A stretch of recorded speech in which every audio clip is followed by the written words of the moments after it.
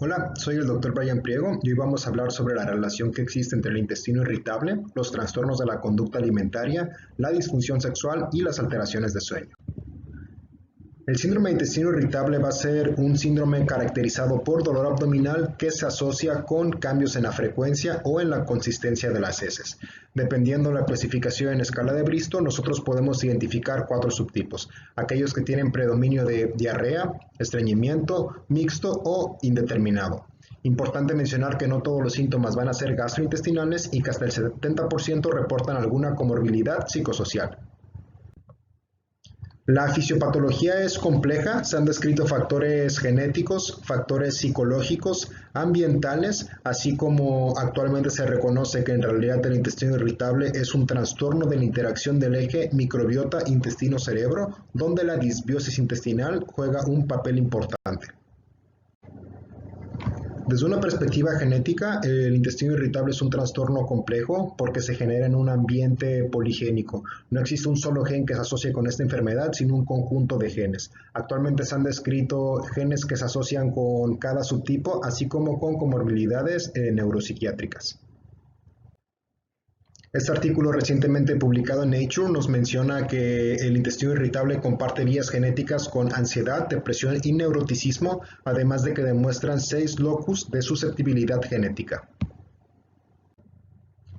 Además, demuestran ellos que el intestino irritable se correlaciona y se asocia con ansiedad, neuroticismo, depresión, insomnio, esquizofrenia, trastorno bipolar, asma, colitis ulcerativa crónica inespecífica y enfermedad de Crohn.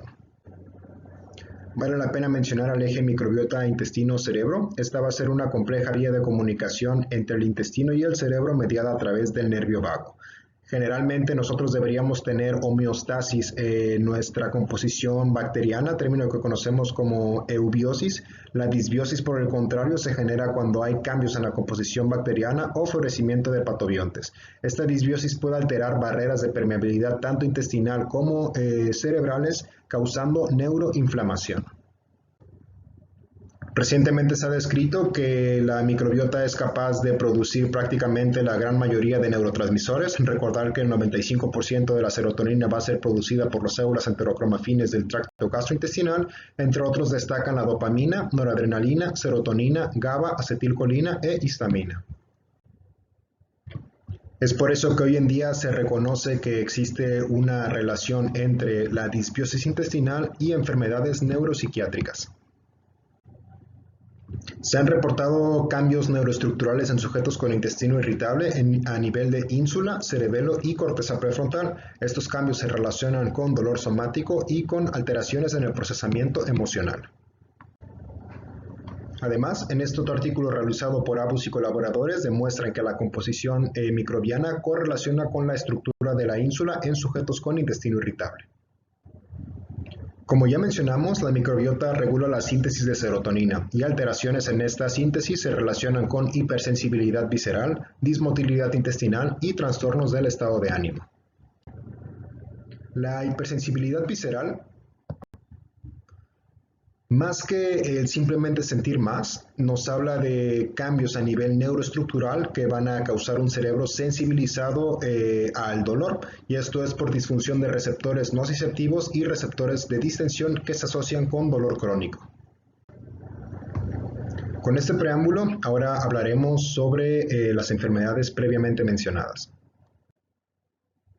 Los trastornos de la conducta alimentaria son alteraciones neuropsiquiátricas relacionadas con la ingesta de alimentos. De acuerdo con la clasificación del DSM-5, estos se clasifican en anorexia, bulimia, trastorno por atracón, trastorno por evitación o restricción, ARFID por sus siglas en inglés, y otros como el trastorno por rumiación, pica, entre otros no especificados. ¿Cuál es la relación que existe entre intestino irritable y trastornos de la conducta alimentaria? Bien, en esta última revisión sistemática nos demuestran que los trastornos de la interacción del eje intestino-cerebro son altamente prevalentes en sujetos que tienen trastornos de la conducta alimentaria y que frecuentemente se asocian con depresión, hipocondria, ansiedad, neuroticismo y somatización.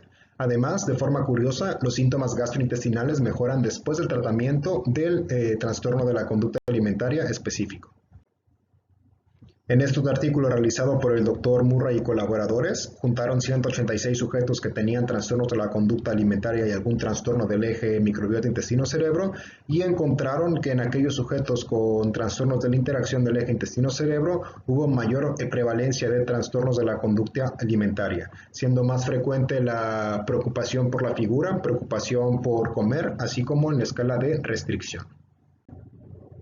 Por último, en este estudio realizado en 200 sujetos, aquellos sujetos con intestino irritable tuvieron mayor riesgo de padecer algún trastorno de la conducta alimentaria en comparación de los sujetos sanos, con un OR de 5.3 y significancia estadística. Ahora, con respecto a los trastornos del sueño, estos van a ser altamente prevalentes en sujetos con intestino irritable. Se han descrito a nivel mundial prevalencias que varían del 20 hasta el 70% y se relacionan con la intensidad de los síntomas gastrointestinales. En este metaanálisis encontraron que la prevalencia de trastornos del sueño en sujetos con intestino irritable fue del 37.6% y el OR ajustado fue de 2.6 con significancia estadística. Con respecto a la disfunción sexual, hay pocos artículos que exploren estos trastornos. Se ha descrito prevalencias del 40 al 51% en intestino irritable. Son más frecuentes en las mujeres al igual que este trastorno y se asocia con mayores puntajes de dolor, ansiedad y depresión, así como con alteraciones en la calidad de sueño y menor calidad de vida. Se ha reportado, por ejemplo, que sujetos con intestino irritable tienen menor deseo sexual, menor excitación, alteraciones en la lubricación vaginal las mujeres, incapacidad de alcanzar el orgasmo, así como insatisfacción en el orgasmo. A manera de conclusión, los trastornos de la conducta alimentaria, alteraciones del sueño y la disfunción sexual son altamente prevalentes en sujetos con intestino irritable.